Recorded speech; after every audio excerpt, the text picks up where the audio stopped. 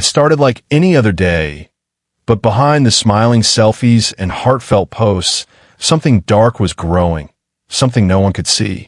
She was young, beautiful, and always online. Her followers saw a single mother struggling to raise her sick little boy. They admired her strength. They shared her posts. They prayed for her son. But what they didn't know was that every picture, every update, every tear was hiding a terrifying secret. This is the story of Lacey Spears, the woman the world would come to know as the Salt Mom. And by the time the truth came out, one innocent life had already been taken. Lacey Spears grew up in a small town in Kentucky, the kind of place where everyone knows everyone else. She was quiet, polite, and loved attention. People often said she had a big heart. But from a young age, Lacey had something else too, a deep craving to be noticed. She wanted sympathy. She wanted people to care. And when she became a mother at just 24 years old, she found the perfect way to get that attention. Her baby boy, Garnett, was born in December 2008. He was healthy, bright-eyed, and full of life. But according to Lacey, he was sick, very sick. From the moment Garnett was born, Lacey told everyone he had mysterious illnesses. She said he suffered from severe ear infections, digestive problems, and even Crohn's disease. Doctors were puzzled. They ran test after test, but nothing made sense. The child appeared normal, yet Lacey insisted something was wrong. At first, friends felt sorry for her. A single mother with a sick baby. Who wouldn't? They brought food, helped with rides, donated money.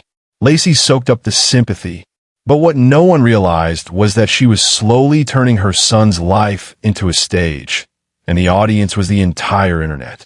Lacey started a blog called Garnett's Journey. She posted pictures of him smiling in hospital beds, wrote long captions about his struggles, and thanked her online family for their prayers. Every update was heartbreaking. Garnett in an oxygen mask, Garnett hooked up to tubes, Garnett fighting for his life. The comments poured in. "You're such a strong mom. God bless little Garnett. You're a hero, Lacey." But the truth was far from heroic. Behind the camera, Garnett wasn't sick at all. At least, not until Lacey made him that way. Doctors noticed something strange. Garnett's sodium levels would spike dangerously high, then drop back to normal. That wasn't something that just happened. Someone had to be giving him salt. A lot of it. But who would do that to their own child? Still, no one could imagine a mother intentionally harming her baby. As the months went on, Lacey's stories became more dramatic. When one hospital began asking too many questions, she packed up and moved. She told people she wanted better care for her son. In truth, she was running from suspicion. She bounced from Kentucky to Alabama to Florida, finally settling in Chestnut Ridge, New York, a small community where no one knew her past. There, she found an apartment in a quiet complex for single mothers. She told neighbors she was starting a new life. But the same pattern began again. Trips to the hospital, more photos online, more sympathy, and slowly, Garnett's body was failing.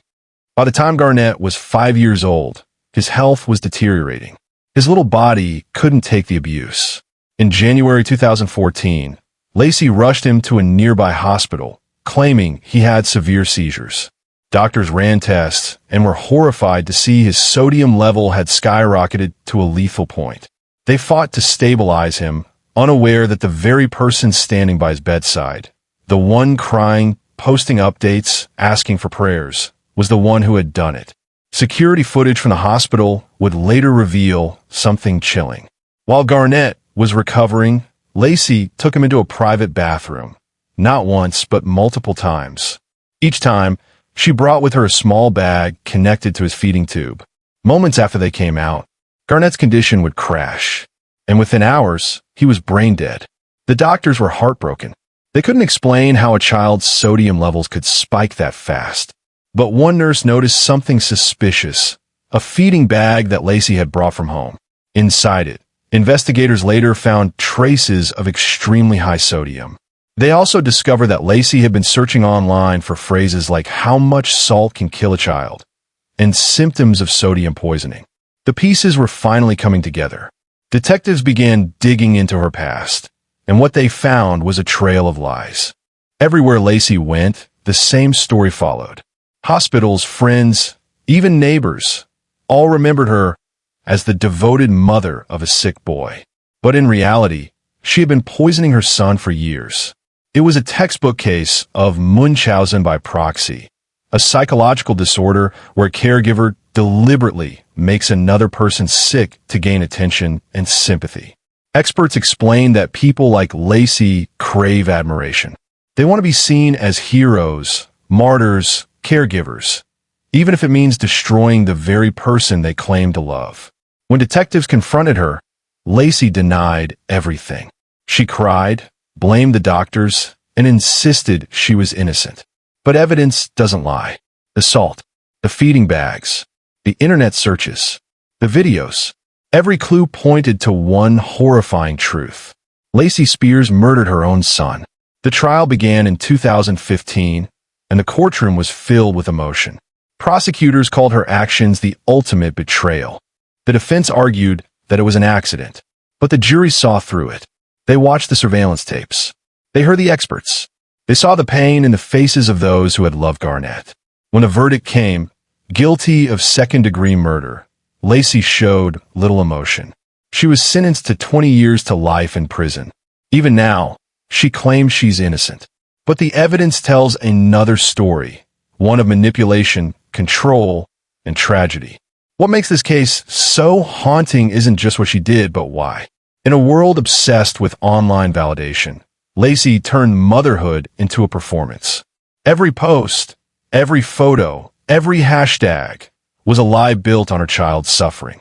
She didn't crave money. She craved attention. And in chasing it, she took the one thing that truly loved her, the little boy who trusted her completely. After Garnett's death, people who once supported Lacey were shattered. Her neighbors, her friends, even strangers who had followed her online. They all asked the same question. How could a mother do that? The answer may never bring peace, but it stands as a chilling reminder that not everything we see online is real. Behind every perfect post, every inspirational caption, there can be pain we don't see, or, in Lacey's case, evil we can't imagine. Some people will do anything to be noticed, even if it means becoming a monster in the eyes of the world. Lacey Spears will spend the rest of her life behind bars, replaying those moments, the lies, the attention, the false sympathy, and knowing that every bit of it cost her son his life. And somewhere beyond those prison walls, the memory of little Garnett lives on, a child who never had a chance because the one person who should have protected him was the one he needed protection from. We like to believe that evil has a face, that we can see it coming. But sometimes it smiles at us. It posts cute photos. It says, "Pray for my child."